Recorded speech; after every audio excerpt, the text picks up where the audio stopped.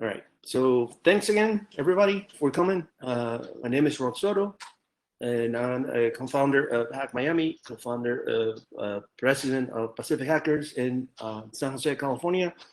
And today, yes, the recording will be shared, will be posted in YouTube. So today, I'm going to talk to you a little bit about WhatsApp, Signal, and Telegram attack vectors. The reason why I did this presentation is obviously I'm interested as a researcher myself, and I want you to understand that what you're about to see today was done in a research environment, and it was done within the confines of the law. Nothing illegal will be shown here. Just in case you were looking forward, there will be some things that are very, very interesting.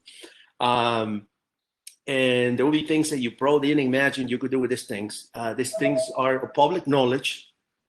Yeah, I'm seeing a lot of curious names today, right? I think you guys are going to learn a lot, just like I did. And it's important that we pay attention to this because a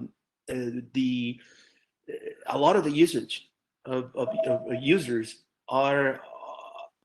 it's moving towards mobile applications, and people nowadays have their lives in their phones. So consequently, it's not strange or odd that attackers are focusing on the most used applications.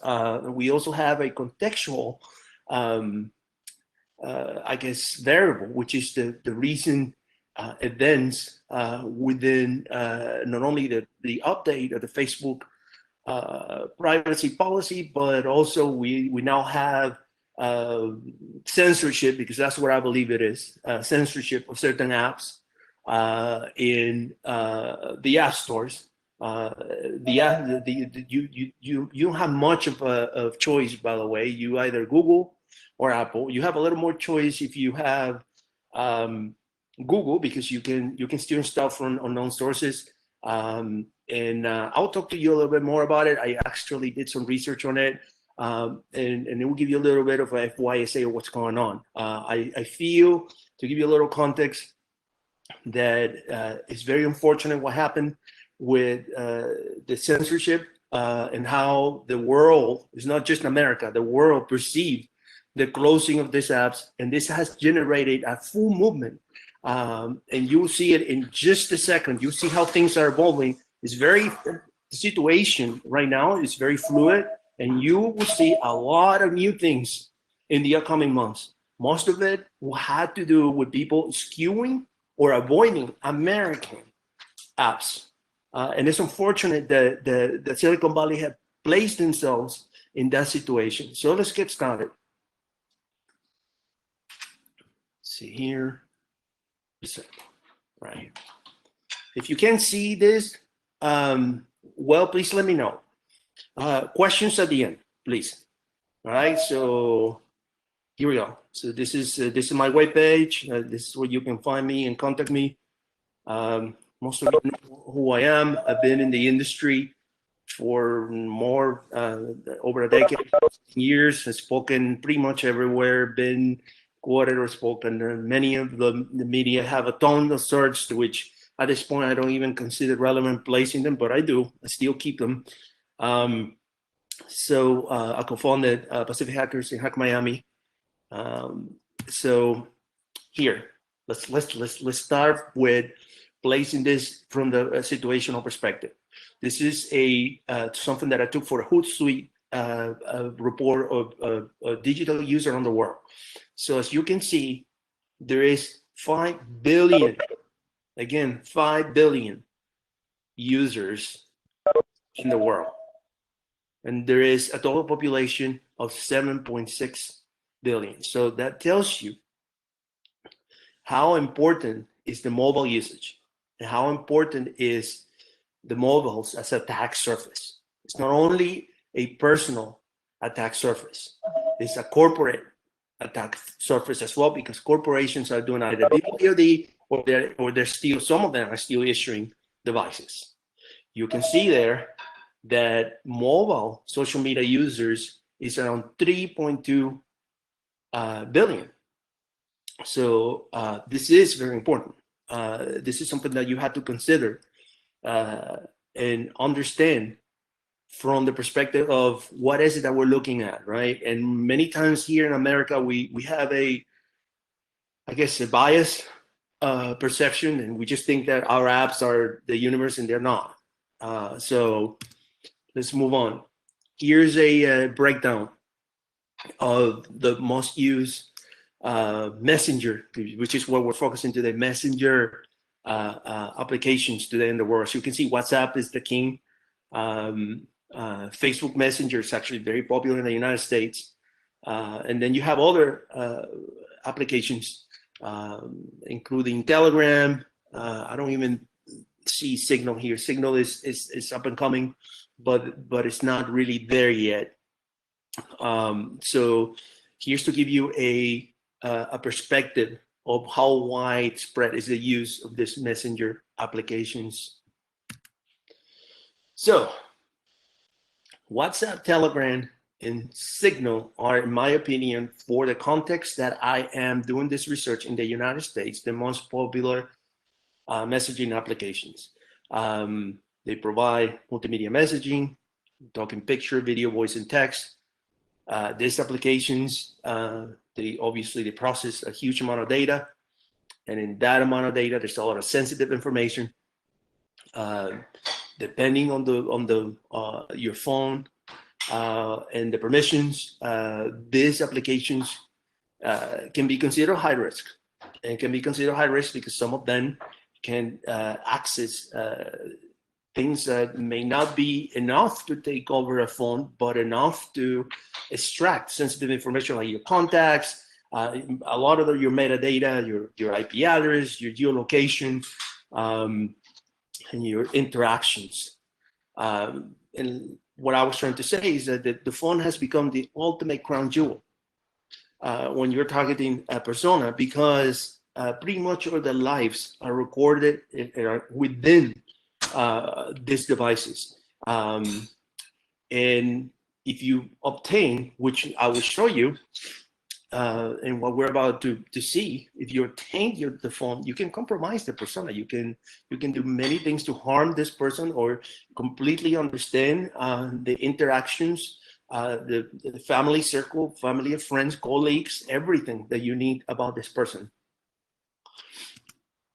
Okay, so let's talk about WhatsApp. WhatsApp is owned by Facebook. Claims around 2 billion users around the world. 2 billion. It's available in 180 countries, 60 languages. Before recent privacy fiasco, WhatsApp was estimated to have around 1 of every 5 US adults. So consider that 1 of every 5 US adults use WhatsApp. That was before the problem that they have with the issue that they have with the update of the privacy policy.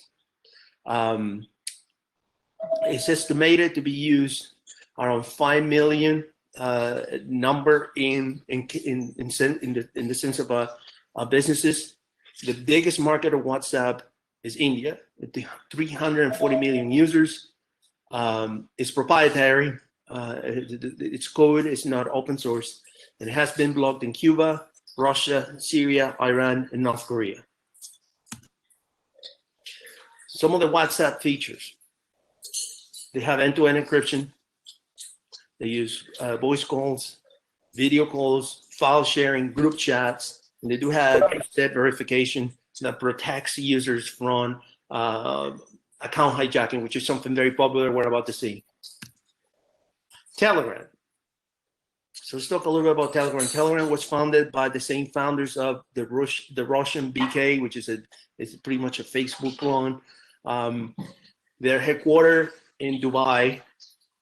They claim around 500 million users, and this actually places them ahead of Twitter in popularity. Telegram is certainly the leader in very specific markets. It was in Iran until it was blocked, and it's open source.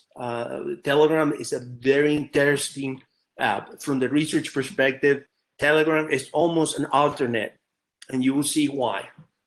There is some information going back and forth suggesting that the Russian government may have the keys of Telegram. Um, that may be true, that may be not. It's also true that the founders of Telegram had their own fallouts with the Putin government. So we have to see. We have to look at that information with from different contexts. Here's some of the Telegram features. Accounts linked to a phone can be accessed from multiple devices. It has a web interface. It has a two-step verification. It has a secret chat end-to-end encryption. You have to select it. Web messages are encrypted by a TLS and SSL. The encryption key obviously is at the server. It has browsable channels. So basically, if you join Telegram, you can actually search for channels, and then you can join these channels. Some of these channels are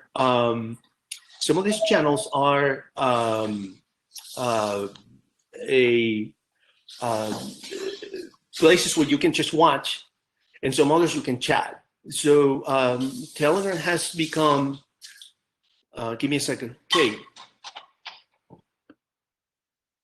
So some of these channels have become very popular, and there's been quite a fair number of new channels since the issue with Facebook, as they claim they have around 500 million users now. There are other things that you can do in Telegram as well. There are links and files that you can actually browse. So like I was saying before, Telegram is almost an alternate.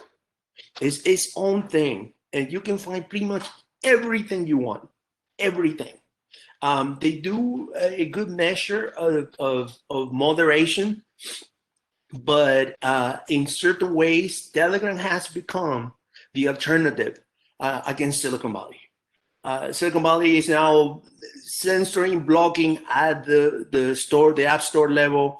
I actually saw that the founders of Telegram are actually even having plans on how they're going to do in case they get censored. I wouldn't be surprised if in the next months we have a third alternative to Google and Apple, because simply users did not like what happened. I mean, it's very clear to me. I want to see in every single net and want alternatives. They want to do what they want to do, and they want to choose what they want to see, regardless if the users that take action in these platforms are malicious or benign. They do want to have the alternative. So Telegram, without any doubt, is an app to watch. There's some nonprofits that are already suing to have Telegram banned. They're already prepared for a ban. They're gonna have you installed from unknown sources, and this is the future we're gonna have. We're gonna have a future of apps that are not may not be approved by big tech, but they will be installed somehow, some way through another means. This is what's happening. There's a reason why there's this splurge of new Discord channels and new Telegram channels. This did not happen by accident. This happened for a reason.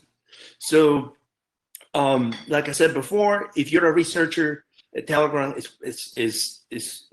there's a lot of material. There's all kinds of stuff, and Telegram has vulnerabilities. I'm going to show you some of them in the next slides. There is actually a feature of Telegram, which is people nearby, and people nearby will tell you, if you choose to do so, it will tell you who's close to you, and it will allow you to message them. There are some risks with this as well, so I'm going to show you in a few slides. They use symmetric encryption via the mProto, which is their own protocol, and they use 2056-bit symmetric AES encryption. Telegram has been blocked in Russia, Iran, China, Pakistan. So again, I'm not ready to make a final judgment on the if the Russian government has the keys or not, because there seems to be a lot of back and forth between them and the owners. But again, I personally would not use Telegram for my private stuff. I do use it, for, which I will suggest you further on this presentation. Use it for research. Use it as a burner. Don't use this for private purposes. And I'm going to show you why, because I'm going to show you some exploitation tools that can reveal a lot about you. All right, let's go with Signal. Signal was co-founded by Moxie Manley Spike. Many of us know Moxie. Moxie's always been like him or not, he's always been an advocate for privacy. And he's always been an advocate for secure communications. This is an app that is right now considered the most secure. There are some vulnerabilities. I'm going to show you some of them. But in general, this is the app that I will consider most secure at this point. Now, remember this: Signal is very flat. All what they do is you communicate. You can do groups, you can do calls, but it's not like Telegram. Telegram, you can actually have your own links, have files. There are different, obviously there are things that you win, things that you lose in terms of privacy, but in terms of if you're trying to do secure communications and end-to-end encryption, Signal is the way to go, right? So let's move on. This, again, it's been blocking Iran, Egypt, UAE, and Qatar, or was blocked at one point. And it's the least popular of all of them. They calculate approximately around 20 million users. They've been having some issues on the escalation of users. It's natural for an app that is growing so fast, and I'm really looking forward of Signal growing. I'm sure they're gonna blame them, sue them, and say that they do encryption and they help terrorists and some BS, just like they did with other people that have sensors. So pay attention to this, because I don't think we're out of this situation, guys. I think it's gonna continue. All right. So in Signal features, end-to-end video calling, messaging and texting, group calls up to 8 people, automatic end-to-end encryption. That's pretty good. Not by default on Telegram. WhatsApp is good too with that. And end-to-end, WhatsApp uses actually Signal protocol, and it actually WhatsApp is in that sense is reliable. That they use the metadata from one end to the other to do other things is a different deal. But for what I researched, as far as the end-to-end is private. One of the features that they have and became popular and is being adopted now by other platforms is the message timer. So you can basically write a message and say, I want this deleted in 5 minutes. The encryption is by a Signal protocol that combines a double ratchet algorithm, pre-keys, and extended triple Diffie-Hellman X3DH handshake. It uses curve 25519, AES 256, and HMAC -SHA-256 as primitives. And for those of you who are cryptography experts, awesome. For many of us, we kind of understand what this is, but it's hard to get to the detail each one of them. Signal relies on a centralized server, and this server uses registered users' contacts for discovery and exchange of keys. And the keys are renewed when a user changes phone. It will warn you. It will tell you, hey, the session key has changed. You need to renew it. This is some of the features of Signal. So now let's do a basic security comparison between these 3 apps, right? From the data collection perspective, Signal does not collect any data, only phone number. Telegram collects your name, your phone number, your contacts, your user ID, and your IP address. And WhatsApp collects a dumb. I will show you how much they collect. The cost: Signal free, no ads. Telegram free, no ads. And WhatsApp is free. I actually remember when I started using WhatsApp. Before it was acquired by Facebook, I actually paid $1. It used to cost $1. They don't charge anymore. Are they open source? Signal, yes, full open source. Telegram, some parts of the code of Telegram are actually open source, and WhatsApp is completely proprietary.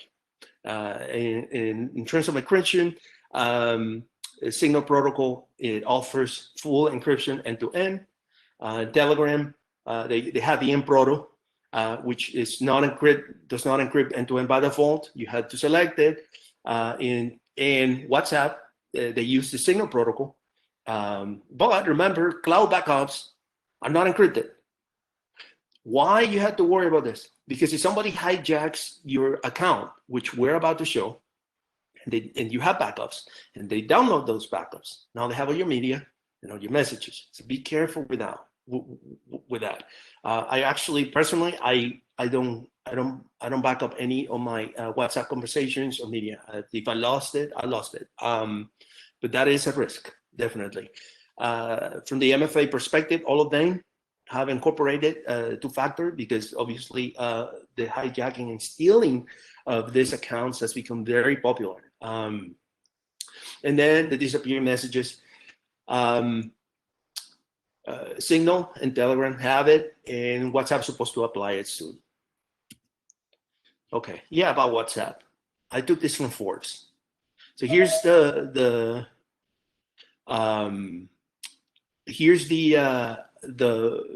comparison. I took this from Forbes again of the data that's linked to you according to messages or Signal or WhatsApp.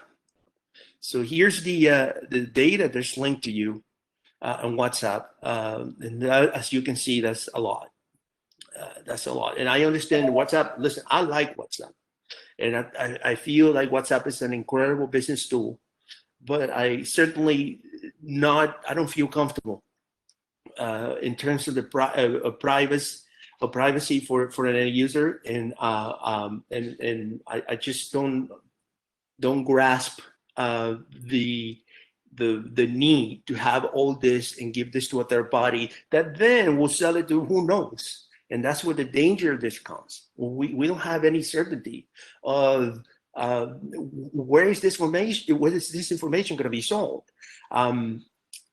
You're now combining the Facebook conglomerate, right? Now you have Facebook, Snapchat, Messenger, WhatsApp.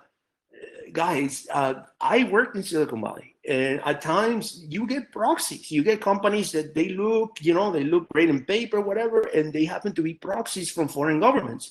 They might be even buying this type of information and helping FIS, a Foreign Intelligence Service, to prey on Americans or any user, by the way. Which the funny thing about this, guys, is that you may be avoiding censorship, for example, in a country where you're being persecuted, and then because of this, possibly, you might be able to be given this information that may affect users on a third country because of the amount of info that these apps collect.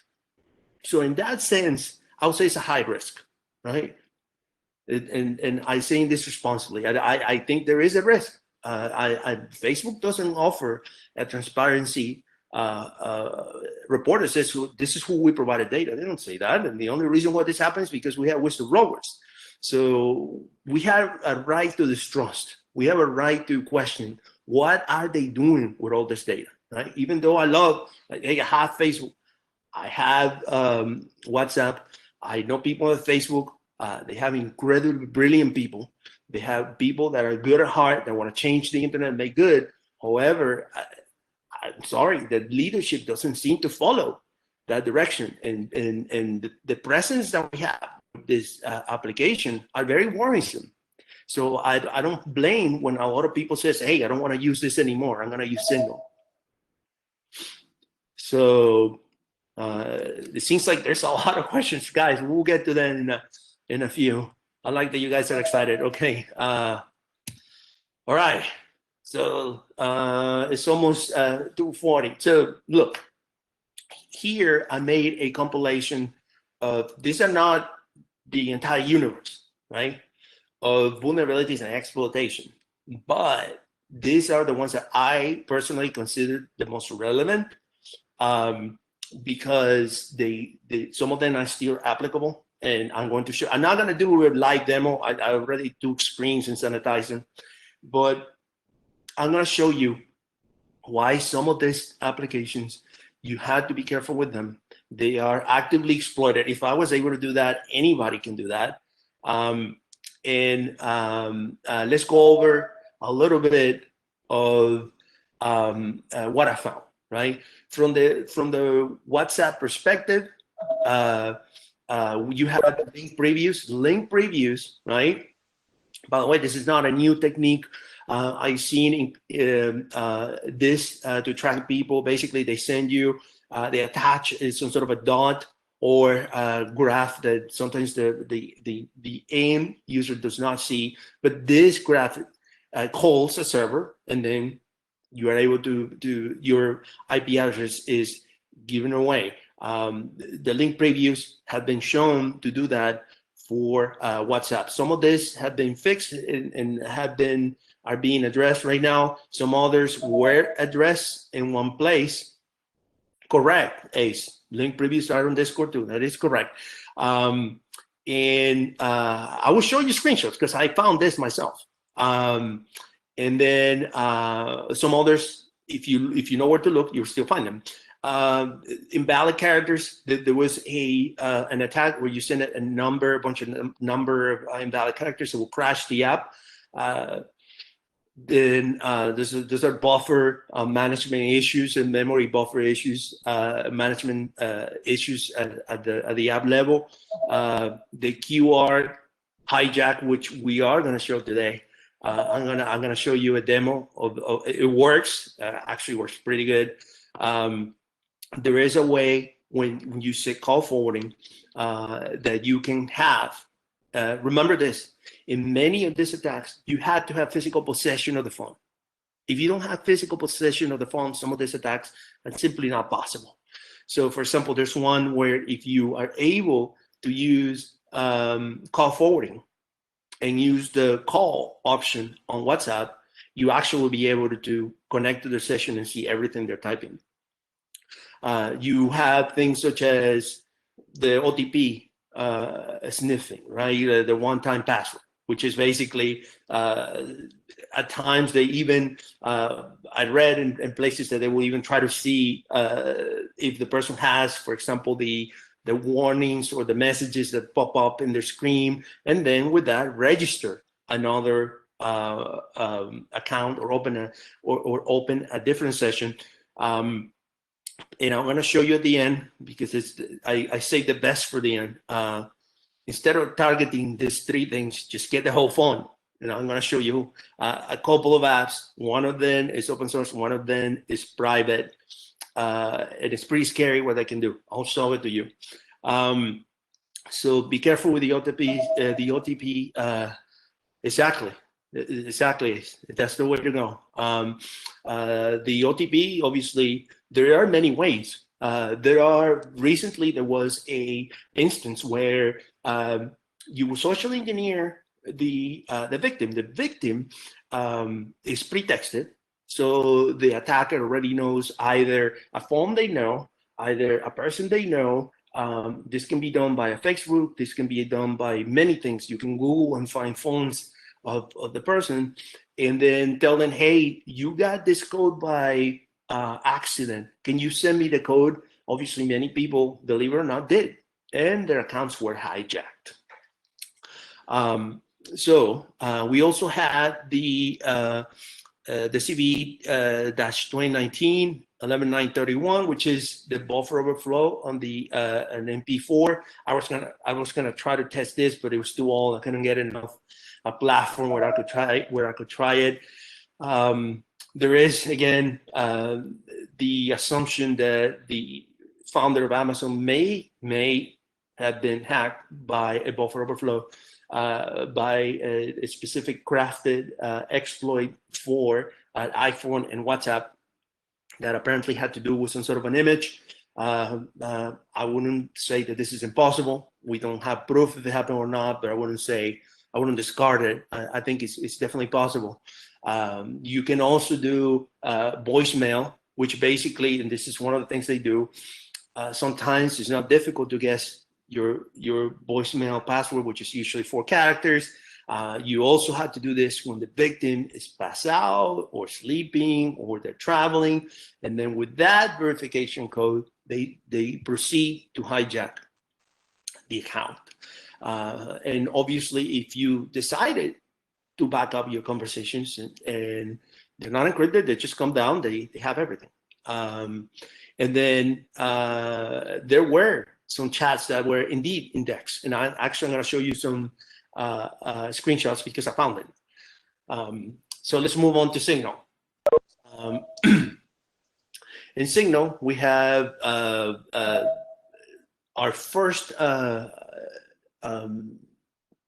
vulnerability. Most of these vulnerabilities have been already addressed. I don't have anything to show you today per se about Signal exploitation wise, but these are some of the vulnerabilities that I thought were relevant. And if you had not updated, which I think is very difficult because many times they force you to update, you had to take care of them, right? So one of them has to do with DNS leakage, which may indicate what the person is connecting, invalid character or the IDN homograph attack. Sometimes has to do with the way foreign characters are translated, so it may say something completely different in a foreign language, but the way it's translated, it looks like it's legit.com, and then the person clicks on it thinking it's legit.com, and a lot of times this is a very good vector for phishing, and this has been used against browsers as well. There is a vulnerability for 2019 where there was a Signal desktop privilege escalation, and there is the 2018 one, which is I didn't want to go further than 2 years, where it forces the device to restart. So let's go now on Telegram. So there is a Telegram scraper. I used it. It works. And I'm going to show it to you in a minute.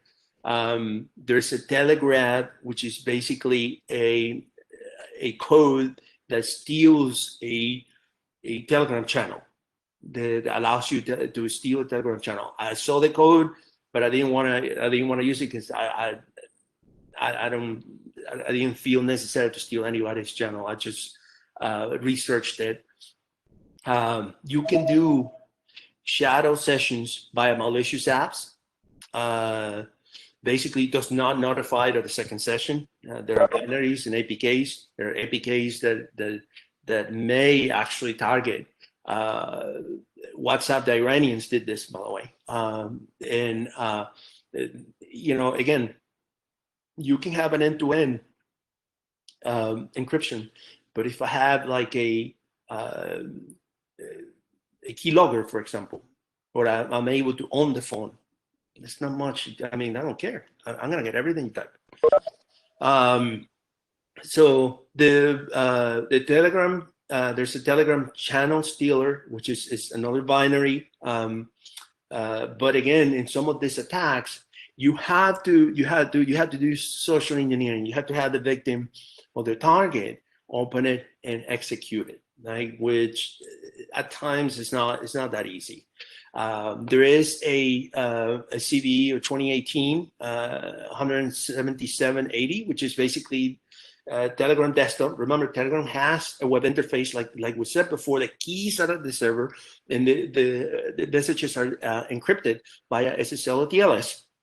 So it's really not end to end, and this can be targeted as well. And there was a thought where Telegram desktop was actually leaking user IP during calls. There is actually a botnet which I found that is pretty really cool and creative. There is it's something called a rat attack, which basically was a Telegram-based botnet, and it was a botnet that was based on Telegram users, and it was a very creative way of creating a botnet. Also, there is something called a Katusha Telegram, which is pretty cool. It was a scanner based on Arachne or Arachni, whatever the one. I don't know how to pronounce it well, but basically what this did was it scanned. If you're familiar with Telegram, you will see that there are links. So this was scanning all those links and finding SQL flaws, and it was telling you, hey, there's an injection point here. There's a this X type of SQL injection at this website. So that actually there's a tool that does that. And at one point they had a deep fake bot, which is also something. I mean, it's not funny for those to happen, right? But you gotta give it that this is somebody that had a lot of time on their hand, which was basically it was scanning for pictures of women, and then it caught their face and then added to a different body, and that happened. That was stopped too, right? So it's pretty embarrassing and not nice, but this happened actually. So let's move on. So here, remember that I told you that some of the links, the conversations were being indexed. There you go. There's one.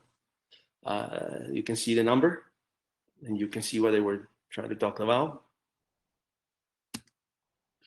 There it is. If you actually look at site awa.me, still in DuckDuckGo, they're still there. You can still find it. This is a vulnerability. And I wouldn't be surprised that this is cache, because one of the things that DuckDuckGo does is grabs from either Bing or Google and then puts in there, and then they have to be removed from those websites in order to be removed from DuckDuckGo. I just went through a case that I had to basically delete a link and come to find that out. All right, so here's the QORL hijack. So what you see here is me in my lab. Basically what I did is you clone the QR hijack. It has a PHP server that emulates the QR code. You then need to send this to the victim, obviously. There is a part where you have to compel or persuade the victim to actually either scan it or click on the link, and then this is what happens. You will mirror the conversation. They might not even realize what's going on, and everybody's reading everything that you're talking to this person. In fact, I had 2 burners. I did this with 2 burners just to make sure that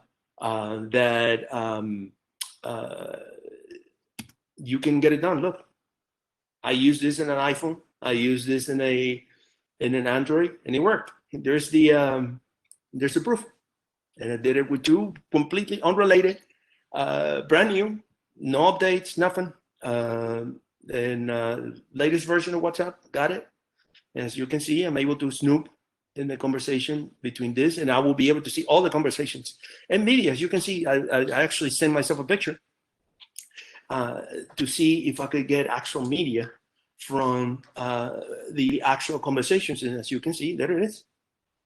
So there is another app, by the way, that was developed under OWASP. There's an OWASP QR hijacker. I had issues with because I was trying Ubuntu 20, and I guess my libraries weren't right. It was not working, so I went back to this one.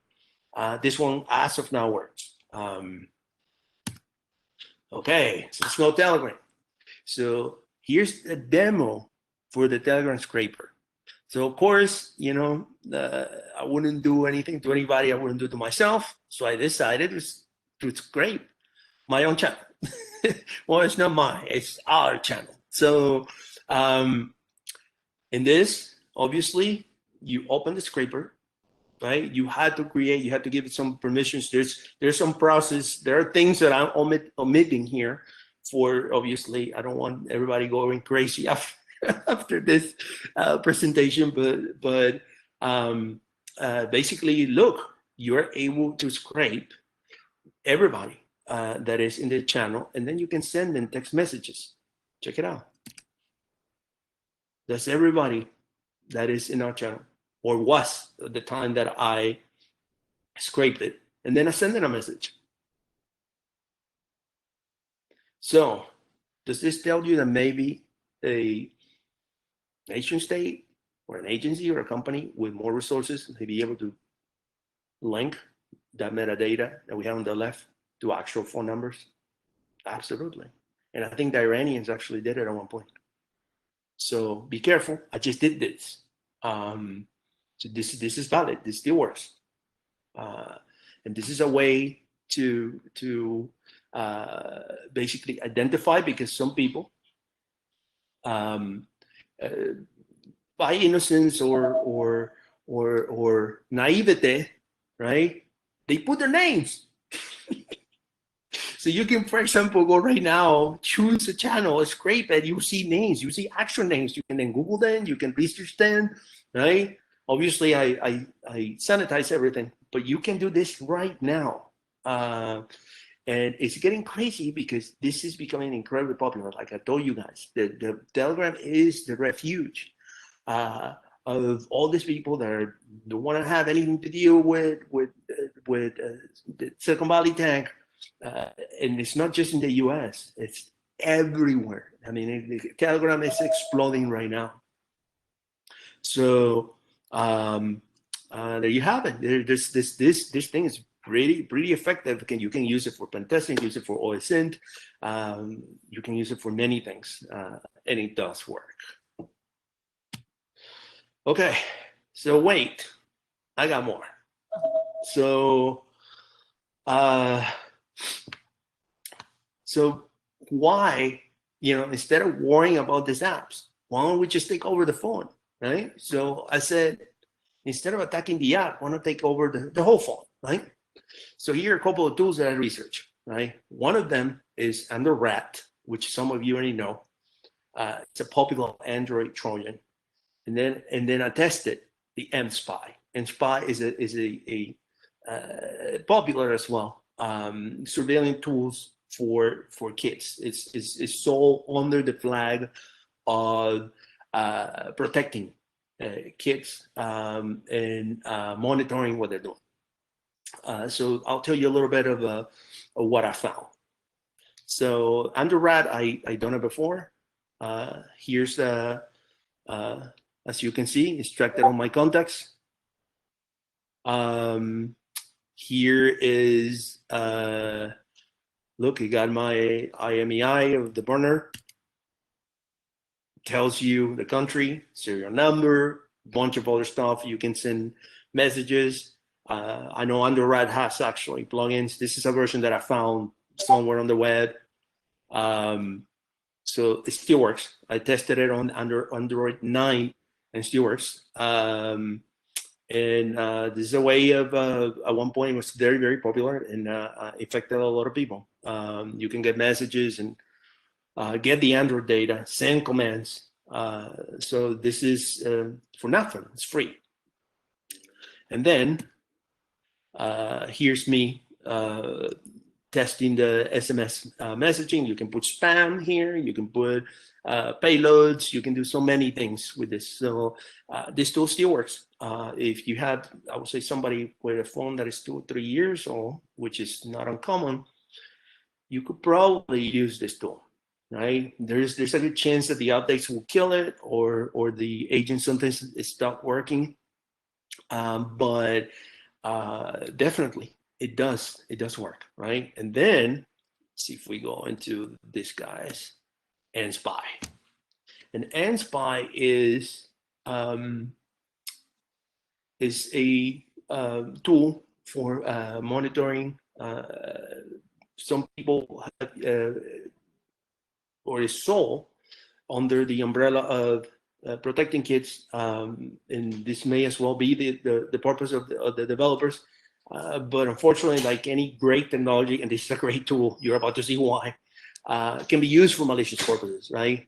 So I don't necessarily accuse them. I don't necessarily accuse them of using this for malicious purposes, right? And I consented to everything you're about to see, so I'm not blaming them for anything. I actually think that their application is pretty cool.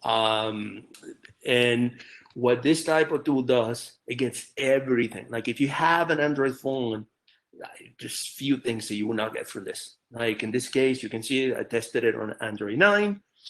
What you see to the right is the numbers that were called, that were used. It gives you the exact date. It gives you the text messages.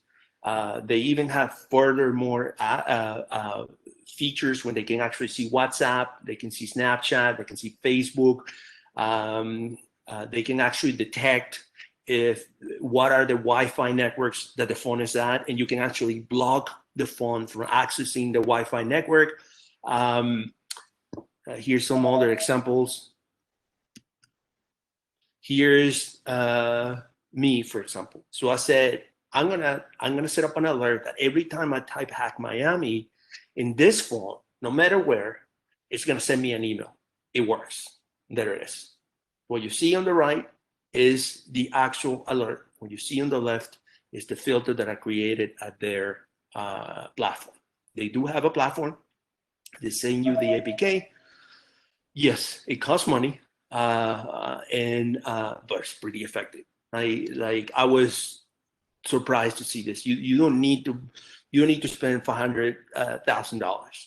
All you need is 3 to 4 minutes with Target, cell phone, and this. And if you own the phone, it's even faster. The case is not the same for Apple. I tested it on Apple too, and it's not the level of, and kudos to Apple, by the way, because Apple was very restrictive, and you can see almost anything. I'm going to show you in just a second. So you can track by keywords. You can get all the pictures. I think I have them here as me. Extracted all the pictures that I had in the phone. Gives you all the calls. Gets your calendar, show you the Wi-Fi networks, install apps, geolocation, everything. This is like industrial grade surveillance. And one thing that I caught, because when I did set up this, I did not select and make it undetectable, which was the last step. There are a lot of stuff that I didn't put here for obvious reasons, but if you ever see something like this, dude, you are more than compromised. There's no way to detect this. There's just no way to detect this. And also, I discovered that sometimes when the phone disconnected or I turn it off, I will get an alert.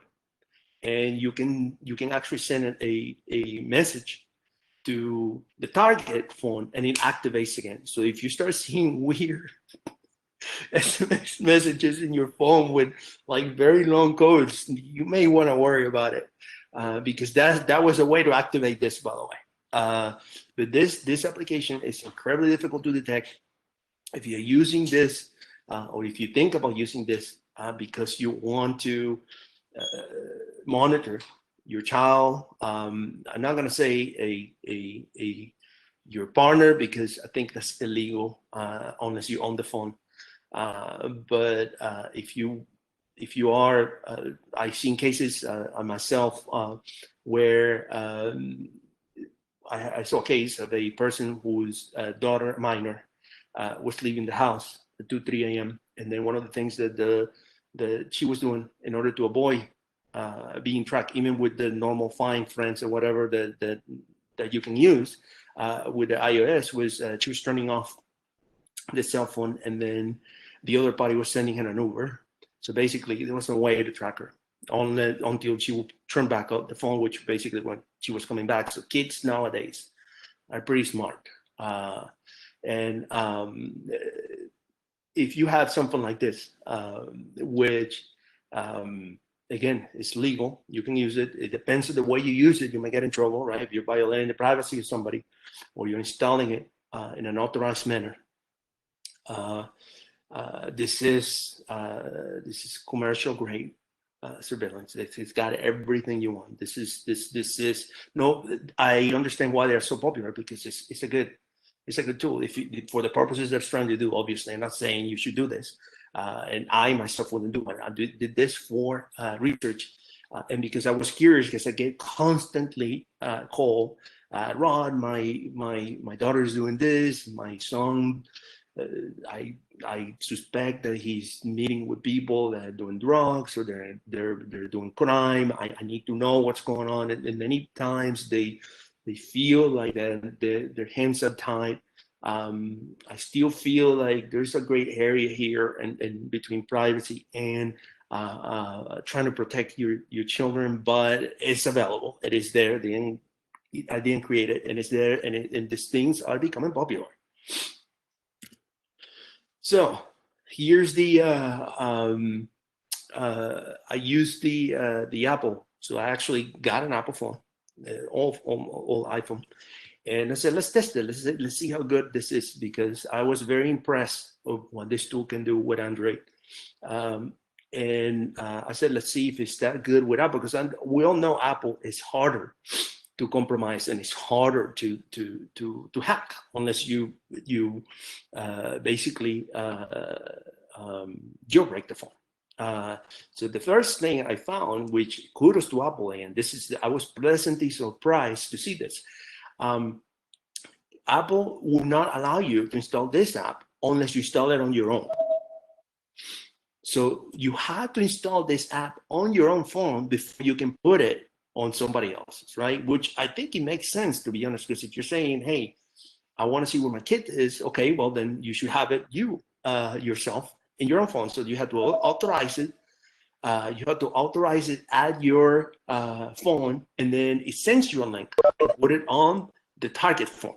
But it's not much you can get, actually. I can show you guys. All what you can get is basically location, and it has something cool, which is the SOS button, which you can press and it will tell you exactly who the person is. But other than that, you can see context, but you can't see anything else, really nothing else. You can see text, you can see WhatsApp, you can see all the other features like keylogger, none of that. So again, Apple is, and again, kudos to Apple. This is they're definitely highly secure in perspective of when you compare it to the things that you can do with an Android off the shelf. So I was pleasantly surprised. I tested both of them. For those of you who are like me, security consultants, and sometimes people get to you desperate. Hey, I need something. You get cases of people that go to foreign countries and get lost and stuff like that. This tool is pretty effective if you're using it on Android. And with that, let's talk about mitigation. So these are sort of my what I, after doing all this research and executing all these tools, this is what I sort of concluded of ways of mitigating if these things are going to be used in a malicious manner against anybody. So do not root, do not jailbreak. That should be a given. If you're gonna root or jailbreak, use a partner, right? If most of you guys are researchers like me, don't put this in your phone. WhatsApp is definitely great for business, but not for privacy. I'm sorry. I think that the WhatsApp is gonna have to either change or address in a different manner, and actually prove us the way they're managing this information, and who they're selling this to, how they're using it.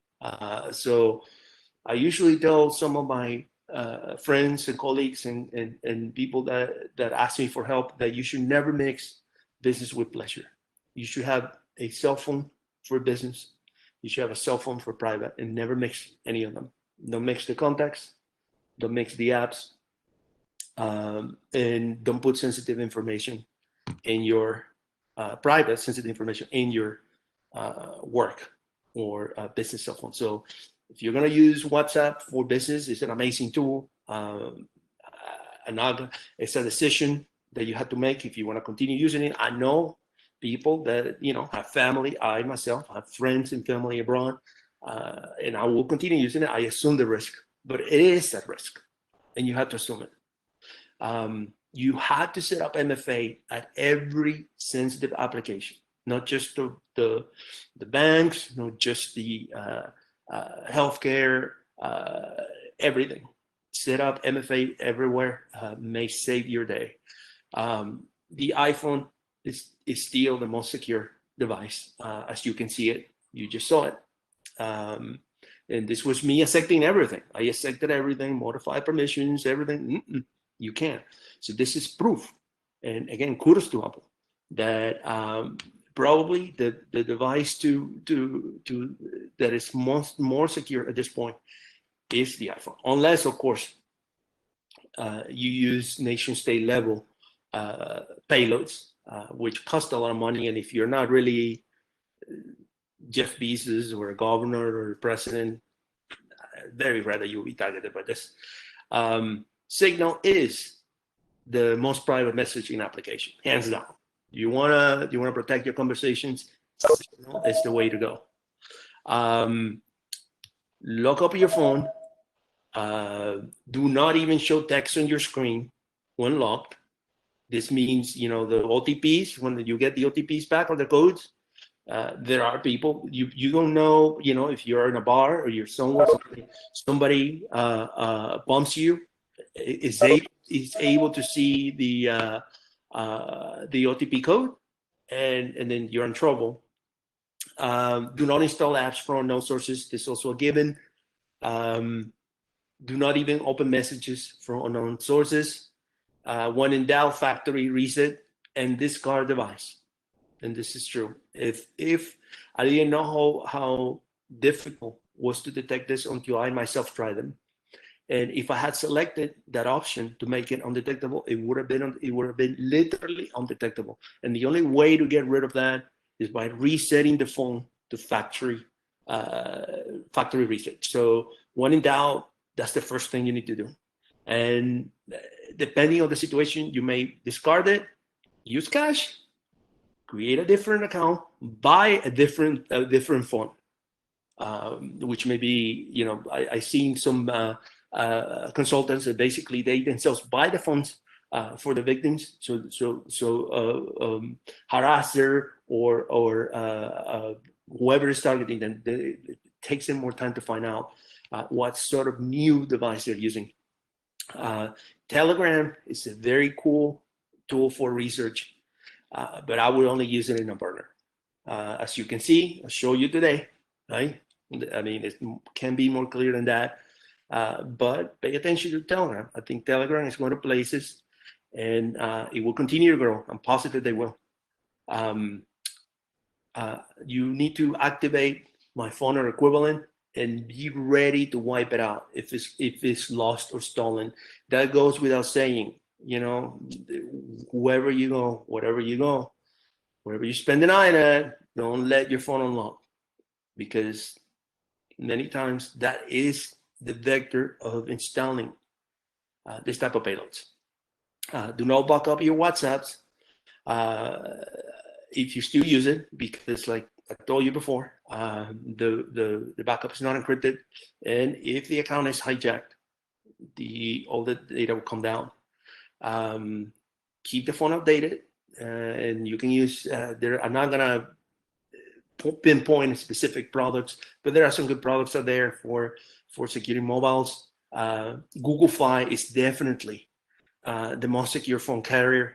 It's almost impossible to do a SIM swap on Google Fi. If you add the Titan key, by the way, it's even more difficult to do a SIM swap or an account hijack. And again, like I said before, do not mix business with pleasure. Use a phone for business, use a phone for private. And with that, I think I'm done for now. So we can proceed with the questions if you want to. Thank you, Steve. Glad to see you, man. So let's see. Do we have a chat here? Okay. Briar.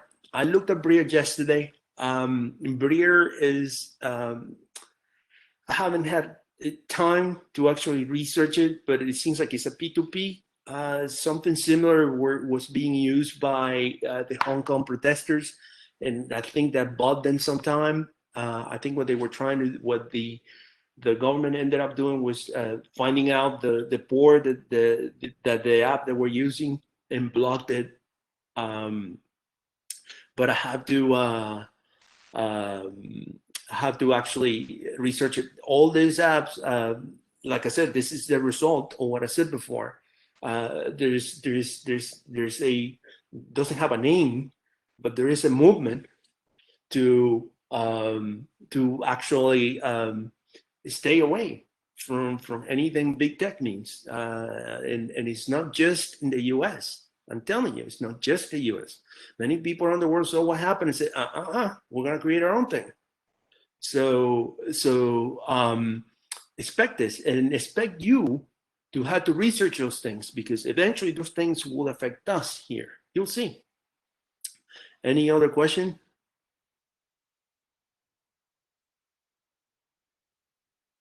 No, I don't see anything.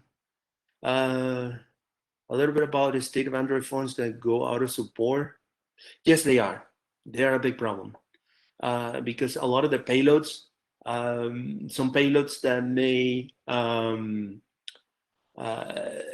may still valid, you're exposed to them, and there are not updates. Some of the apps are indeed discarded. They may not work, or they might be impersonated. So I wouldn't suggest to have an out-of-date Android phone unless it's a cut down. I only use it for voice and text messaging, and even then, I'm sure there will be some sort of a exploitation code found in all libraries or kernel. How well do Trojans get data partition phones? Listen, I have used Meterpreter before, and you can get everything as long as you allow the APK. In the case of Android, as long as you allow the APK to access or give them the permissions, I was able to. This is how, I don't know if you guys seen a documentary that I did with CBS Miami. I was able to actually extract the actual pictures. I saw the libraries. I was actually going to look into extracting the key from WhatsApp, because WhatsApp leaves the key in some of the folders, but I didn't get to do it. But it's something that is definitely good for further research. On the team of decentralized solution, have you investigated any day app blockchain based for secure messaging? There was one. There was also a wallet. I had not really researched it. The thing about blockchain is how you use it, because if blockchain, if you're going to put the messages on blockchain, it's not private. That's going to stay there, and it will be attributable to your node, right? So it depends on how you use this. If you want to do it in a decentralized manner, meaning you can take me down from the connectivity perspective, and the nodes are anonymized, then yeah, absolutely, I'm all for it. Lineage OS and all the third-party Androids. I don't know. I haven't researched on that. For me, the way to approach this will basically be install that OS into any device, grab a device, install that operating system, and do a pen test. Use look at the permissions, look at the restrictions, look at the debug the applications. What is it doing? Where is it connecting? And then from there, we can take a look and see, okay, well, if we had an app that did X, Y, and Z, maybe this app will be able to do X things. So unfortunately, I'm not there yet. PIRL has a messaging system. I don't know about that. Guys, hold on. Let me give you the Discord. Discord, where are you here? Let me invite you guys.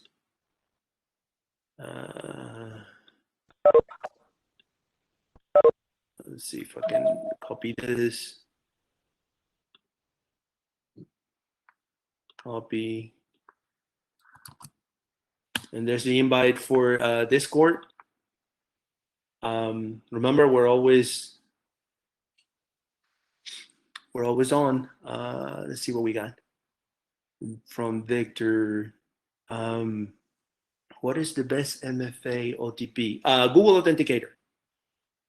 Google Authenticator. I researched on this before when I was doing SMS and SIM swap, and Google Authenticator is the best. Authy has some issues. They're probably fixing at this point, but Microsoft also.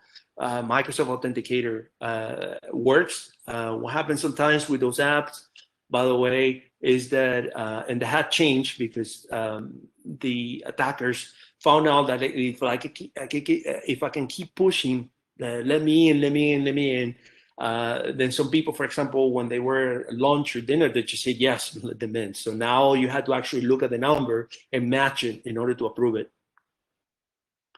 Let's see what else we got. Oh, that's a good point. The MFAs like YubiKey or you can have Duo, or you can have the Titan key from Google. Physical tokens are great, but physical tokens wear off. They wear off, and then they don't fit, or they're not detected. That happened to me with a YubiKey. Where I was constantly doing the whole MFA, and then at one point it wasn't detected. I'm that old, yes. I had an RSA Real Secure, and I lost it, or TSA took it, and then I got blocked from everything. And there's no recourse. I had to actually go to an interview in order to get a second token. But yeah, if you take care of them and you can use them, by all means. When you actually purchase Titan, they force you to have two, which is cool. They force you to have two because that way you have a backup if you lose your Titan key. Let's see. I'm trying to address your. Oh, here's a good question. Aside from other countries, are seeing a trend in the US to simply stop using some big tech platforms? Is this like what other platforms are being used in the light of what's going on? I don't see a specific trend on what platform they're going. I can see that and that's why I asked Blue Fox. I asked Chris to do a presentation of this because we need to have some context of what's going on, where this is what happened. After what happened with Parler, right or wrong, many people went to other places. But what made things worse was that apparently Parler had all this information that then exposed all these people, right? This was almost like the Ashley Madison, where everybody was exposed, right? And so now I see more of a distrust of actually using this platform, and that's in my opinion one of the biggest dangers of this. That we had come to a point where people says, you know what, I don't want to deal anymore with any social media. I don't want to know anything about this. One of the sectors of that, I can tell you, if I had to choose on a specific platform where it's almost, I would say 50-60% that people are going, is Telegram, Telegram. Why? Because they perceive that it's outside of the United States, and because there is not this perception that people are being observed, censored, or the stuff is being taken. But as I show you, I'm sure foreign intelligence services are using these tools to unmask and find out who's using and saying what. Let's see. Let's continue. How realistic do you think well-maintained Linux-based mobile OS in the future? Yes, but again, it's a cat and mouse game, right? Windows, for example, and Microsoft, I had to give them kudos. They had gotten much better at exploitation, but they still get exploited. Why? Because that is what most of the enterprise uses, and because of that, then there are adversaries are putting resources, time, and money into that, and eventually you will find a way to break into it. It's saying that I mean, well maintained helps, and it may reduce it in comparison to others. However, that does not guarantee it won't be exploited. And in fact, I think that the likelihood of a platform to be exploited is its popularity and the value of who uses it and what they carry on. So a workaround, hold on. Trying to jailbreak my old iPhone, but when I go to All Store and try to connect to my iPhone, yeah, this is probably out of the scope for this presentation, but I can give it a look afterwards. If MFA is on your phone, hold on. Let's see, if MFA is on your phone and you can access sites, apps, I lost it, sorry. You use the MFA. Absolutely. Yes, that's true. BB. Yeah, that's absolutely true. That's absolutely true. When you do MFA in your own phone, that's not MFA. And if you have and if you use one of the tools like we just saw, like an Underrad or an Empty Spy, that won't do anything. By the way, and there's other tools, by the way, like Evil Jinx, or Lishka, that present it perfectly. You won't even be able to tell. Is there any resource you recommend for comparisons on the security, most common current that are better, have fewer issues registering with carriers from manufacturers like Google Pixel? No, I don't. The best way to do this is basically go on the developer forums, do open source research, and you do your own testing. I'm sure if we were to get the manufacturer's competitive landscape, we'll get incredible info, but it's not that easily available. I'm sure you have to find it, but there's not a set. There's not like there is no like CIS benchmarks or any other type of maybe a MITRE attack or something that will tell us, hey, these are performed and per patch. None of that yet. I'm sure we'll get there someday. There we go. Linux phone available. I looked at that phone yesterday. They are in Poland, I think. Problems with Linux phones is easy. Yeah, yeah, they're easy to hack too. QAnon. uh, uh, uh, listen, I seen so many conspiracy theories from like decades ago. I mean, that's QAnon is like it's just a flavor of the month. That will go away soon, I'm sure. Yeah, whatever. But it's funny, So any other questions, guys? I hope you enjoyed the presentation. I will post this presentation once I post the video. Remember, these things are what I show you is happening right now. It's this can be done today. just be careful. Make sure you share the knowledge, protect you, yours, and try to stay safe. Thank you very much for coming, and we'll see you on a future meeting, February 20th. Remember, we're going to have Roger Grimes on Pacific Hackers. That should be also an amazing presentation. And we have some other great presentations from local researchers and seasoned professionals. So thank you very much, guys, and I'll see you soon. Goodbye.